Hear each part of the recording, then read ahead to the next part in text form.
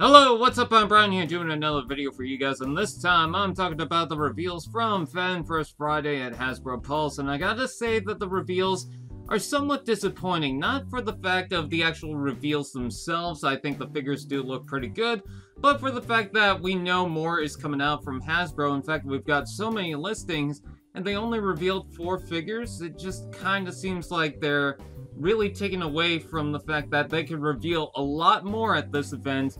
In fact, it barely feels like they needed to do an event for this, if they're just going to reveal 4 figures. But in any case, this is what we got.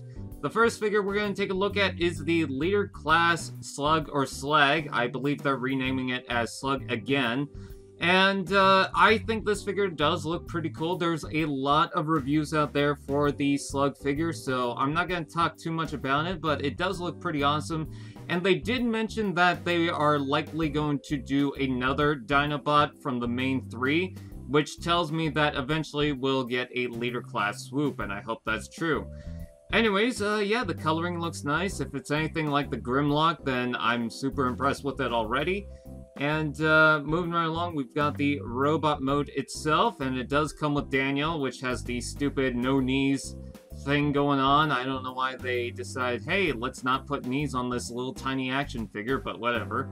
Anyways, yeah, the Slug figure does look nice. It does come with the red head because it's going for the animation model more so than the toy version, which they also did mention during the Fan First Friday. And again, it does look pretty good. I like the green and blue in the knees. Yeah, I definitely do like it, and if it's anything like Grimlock, I'm totally into it. Moving right along, we also have Gnaw. So, when Amazon showed the listings for Gnaw, it had mentioned the description exactly like the Titans Returns toy, so I was kind of worried about that, but it is not the Titans Returns toy, and I'm very thankful for that.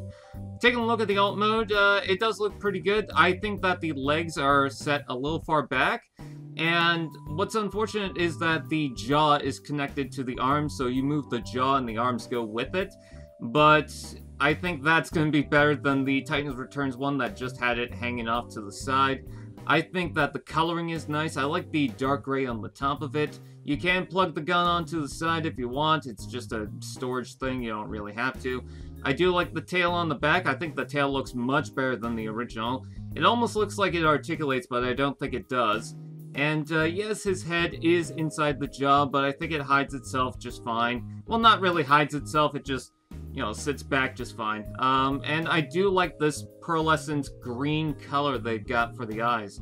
Taking a look at the robot mode, again, it does look pretty good. I like the dopey aesthetic of the torso. I do like the coloring again. I like the blue,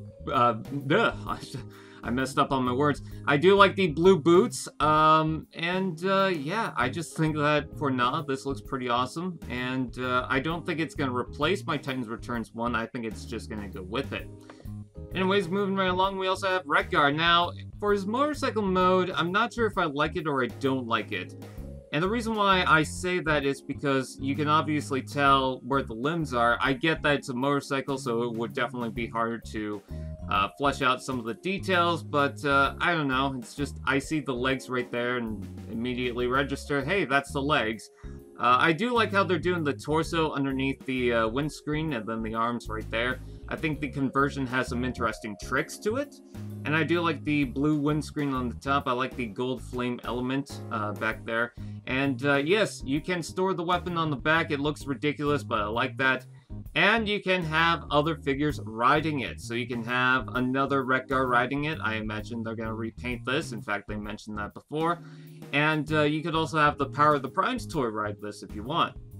So, yeah, I definitely do like this. You do have a ton of spikes. I'm wondering if the spikes are removable. I don't think so. But taking a look at the robot mode, yes, this looks really good. We did see an image of the robot mode, but now we can see that the wheels are detachable. So, yeah, that's kind of parts forming, but what's cool about the wheels is that they do still freely spin, and the blade freely spins too, so that's nice. And you can plug those on any of the spikes if you want, so that's pretty cool. You can even have 2 wheels on the side of the arm, so I wonder if when we do get another of the Junkion, they're just gonna have that swapped around. Anyways, the robot mode itself does look pretty cool. I like the coloring. Yes, you do have the red nipples, the handlebar nipple things, but I think they're articulated too, because it looked like in some of the images, one was up, one was down. So I find that kind of hilarious. And the head sculpt looks really nice. I'm loving that. I like the pouches on the side, and I like how that is on the back of the motorcycle mode. And yeah, he just looks really impressive. I'm totally into this.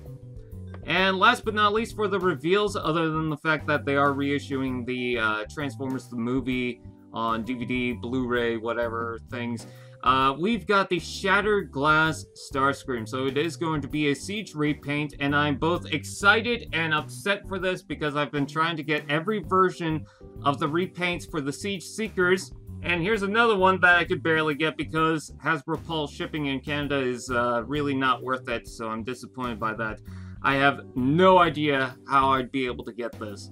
But taking a look at the alt mode, it does look pretty good. You got the white and red because the paint job is more so based on Jetfire.